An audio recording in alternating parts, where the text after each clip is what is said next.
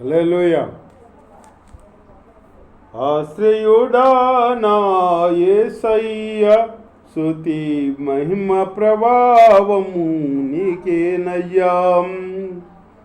ఆశ్రయుడా నా యేసయ్య, స్తుతి మహిమ ప్రభావము నీకేనయ్యా. విశ్వవిజేతవు సత్య విధాతవు, నిత్య మహిమకు ఆధారము నీవు. విశ్వవిజేతవు సత్య విధాతవు, నిత్య మహిమకు ఆధారము నీవు. లోక సాగరాన కృంగిన వేళ నిత్యమైన కృపతో వాత్సల్యము చూపి నన్ను చేరదీసిన నిర్మలుడా, నీకేనయ్యా ఆరాధన, నీకేనయ్యా స్తుతి ఆరాధనం, నీకేనయ్యా ఆరాధన, నీకేనయ్యా స్తుతి ఆరాధన. ఆశ్రయుడా నా యేసయ్య, స్తుతి మహిమ ప్రభావములు నీకేనయ్యా. నీ చిత్తమునకై అరుణోదయమున అర్పించదను నా స్తుతి అర్పణ. నీ చిత్తమునకై అరుణోదయమున అర్పించదను నా స్తుతి అర్పణ. పరిశుద్ధులలో నీ స్వాస్యము యొక్క మహిమాశ్వర్యము నే పొందుటకు. పరిశుద్ధులలో నీ స్వాస్యము యొక్క మహిమాశ్వర్యము నే పొందుటకు. ప్రతి విషయములో స్తుతి చెల్లించు పరిశుద్ధాత్మలో ప్రార్థించదను. ప్రతి విషయములో స్తుతి చెల్లించు పరిశుద్ధాత్మలో ప్రార్థించదను. పరిశుద్ధుడా పరిపూర్ణుడా, నీ చిత్తమే నాలో నెరవేర్చుమా. పరిశుద్ధుడా పరిపూర్ణుడా, నీ చిత్తమే నాలో నెరవేర్చుమా. ఆశ్రయుడా నా యేసయ్య, స్తుతి మహిమ ప్రభావము నీకేనయ్యా. విశ్వవిజేతవు సత్య విధాతవు, నిత్య మహిమకు ఆధారము నీవు. లోక సాగరాన కృంగిన వేళ నిత్యమైన కృపతో వాత్సల్యము చూపి నన్ను చేరదీసిన నిర్మలుడం, నీకేనయ్యా ఆరాధన, నీకేనయ్యా స్తుతి ఆరాధన, నీకేనయ్యా ఆరాధన, నీకేనయ్యా స్తుతి ఆరాధన. హల్లెలూయా. దేవుడి స్తోత్రం. మీ అందరికి వందనాలు. దేవుని మాటలు ఎందాం కుసేపు శ్రద్ధగా. యోనా దేవుని మాట వినకుండా వాడు ఎక్కాడు కదా. వాడు ఎక్కినప్పుడు వాడు ఇప్పకు తెచ్చినప్పుడు సముద్రంలో పడేశారు కదా. తిమ్మింగలం మింగింది కదా. ఆ తిమ్మింగలం కడుపులో ఇతను ఉండలేక తట్టుకోలేక ఆ వాసన భరించలేక దేవునికి మొరపెట్టాడు అన్నమాట. అలా మొరపెట్టే బిడ్డలుగా మనం ఉండకూడదు. మన ప్రాణం మీదకి వచ్చేటప్పుడు దాకా మనం ప్రార్థన చేయకుండా ఉండకూడదు. ఎప్పుడు ప్రార్థన చేయాలి. దేవుడు బైబిల్లో ఒక భక్తుడు ఉన్నాడు, దానియేలు భక్తుడని. రోజుకు మారి ప్రార్థన చేసేవాడు అంట. బానిసలో ఉన్నాడు. మళ్ళీ బానిసగా ఒకరు తీసుకెళ్ళారు ఆయన్ని. బానిస ఆ ప్రాంతంలో బానిసత్వంలో ఉన్నాడు. అయినా కానీ దేవుడి ప్రార్థన ముమ్మారు శాతం మానలేదన్నమాట. యథాప్రకారం ప్రార్థన యెరూషలేము తట్టు కిటికీలు తెరిచి ప్రార్థన చేశాడంట. అలా ప్రార్థన చేశాడు కాబట్టి దానియేలు దేవదూతల ఆత్మ కలిగి ఉన్నాడన్నమాట. దేవదూతలకు ఉన్న ఆత్మ కలిగి ఉన్నాడన్నమాట. ఎంతగానో దీవించబడ్డాడు దానియేలు. రాజు చెబుతున్నాడు, దానియేలు పరిశుద్ధ దూతల ఆత్మ కలిగి ఉన్నాడా, దానియేలుకి జ్ఞానం అంతటి జ్ఞానం ఉందే, పరిశుద్ధ ఆత్మ కలిగి దూతల జ్ఞానం కలిగి ఉన్నాడని అని చెప్పాడనమాట. మనము ఏ దూతల ఆత్మ కలిగి ఉన్నాం, అది కావాలి కదా. ఇప్పుడు దానియేలు దేవుడు మన దేవుడు ఒకటే కదా. మనం కూడా ప్రార్థన చేస్తున్నాం, ఆయన ప్రార్థన చేశాడు కదా, మనము ప్రార్థన చేస్తున్నాం. ఆయన ప్రార్థన ఆలకించి మన ప్రార్థన ఆలకించబోతాకి దేవుడు అన్యాయస్తుడు కాదుగా. అన్యాయస్తురా కాదు కదా, అన్యాయస్తుడు కాదు. ప్రతి ప్రార్థన ఆలకిస్తాడు. సంటి పిల్ల చేసిన ఆలకిస్తాడు ప్రార్థన. ఎవరు చేసిన ప్రార్థన ఆలకిస్తాడు. వృత్తి చేసిన ఆలకిస్తాడు. ఎవరు చేసినా ప్రార్థన ఆలకించే దేవుడు మన దేవుడు. అలా ఆలకించేటప్పుడు మరి మన ప్రార్థన ఎందుకు ఆలకిస్తలా?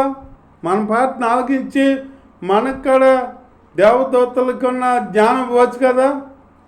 ఇవ్వచ్చు అంటే మనం దేవుడితో సరిగ్గా సవాసం చేస్తున్నావా చేతలా?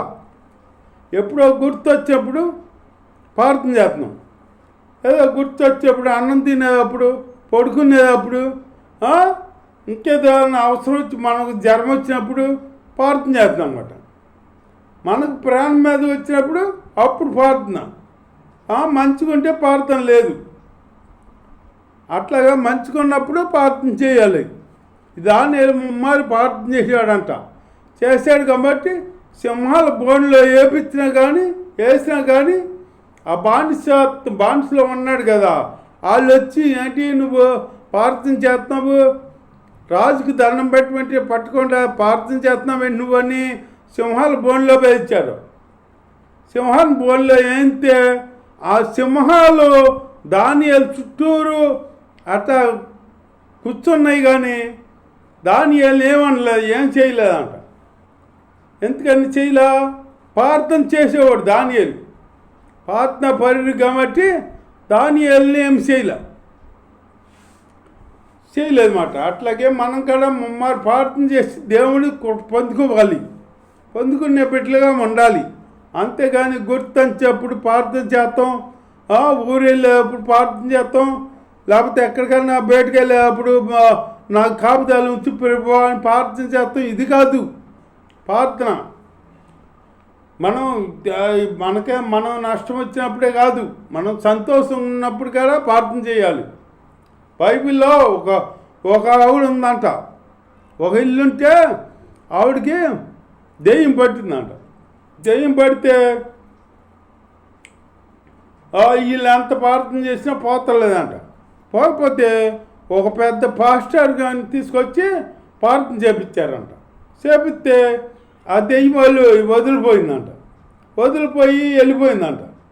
వెళ్ళిపోతే వీళ్ళు దెయ్యం పోయింది కదా, ఇంకేంటిలే అని మనకే వీళ్ళు ప్రార్థన లేకుండా ఏమీ లేకుండా చక్కగా హాయిగా ఉన్నారన్నమాట. హాయిగా ఉండేటప్పటికి ఈ వదిలిపోయిన దెయ్యం వెళ్ళింది కదా, వెళ్ళి ఆ ఈది చివరి దాకా వెళ్ళిందంట. ఈది చివరి దాకా వెళ్తే ఎక్కడా దొరకలా ఖాళీ. ఎందుకంటే ఆ ఇల్లన్నీ ప్రార్థన చేసేవాళ్ళు అన్నమాట. నాకు ఎక్కడ అవకాశం లేదు, నేను వెళ్ళొచ్చి నా ఇంటికే మళ్ళీ వెళ్దాము సోతాకి అంతే. నా ఇల్లు అంటారు చూడు, ఆ ఇల్లు సైతాను దెయ్యం ఇల్లు అయిపోయింది అన్నమాట. నా ఇంటికి వెళ్ళి చూద్దామా అంటాను అని మళ్ళీ అనుకుందే. నేను ఒక్కదాన్నే వెళ్తే మళ్ళీ నన్ను నిడిపించేస్తారేమో ఆ పాస్టర్ గారిని తీసుకొచ్చి అని చెప్పి దానికంటే మళ్ళీ 7 దెయ్యాలు చెడ్డ దెయ్యాలని వెనకాల పెట్టుకెళ్ళిందంట. 7 దెయ్యాలు ఈ దెయ్యం, 8 దెయ్యాలు మళ్ళీ ఆ ఇంట్లో పారేసి వెళ్ళి ఇంట్లోకి. అప్పుడు మొదట స్థితి కంటే కడప స్థితి ఎక్కువైంది. అట్లాగే మనం ప్రార్థన చేయకుండా ఉండకూడదు, ప్రార్థన చేస్తూ ఉండాలి. ప్రార్థన చేస్తే దానికి ఏదైనా కార్యం జరిగిద్ది. అంతేగాని మనకి ఇష్టం వచ్చినప్పుడు ప్రార్థన చేస్తాం, ఇష్టం లేనప్పుడు ప్రార్థన చేయకపోతాం, ఇట్లా ఉండకూడదు. ఒక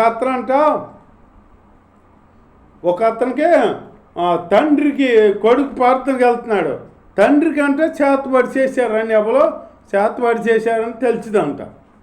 తెలిస్తే ఈ తండ్రికి బాగోలేదని దైవజనుడి దగ్గరికి వచ్చి దైవజనుడిని తీసుకెళ్ళాడంట కుర్రాడు. మా నాన్నకు బాగోలేదు, ఎవరో చేతబడి చేసేసారో ప్రార్థన చేయండి అని చెప్పి తీసుకెళ్ళాడంట.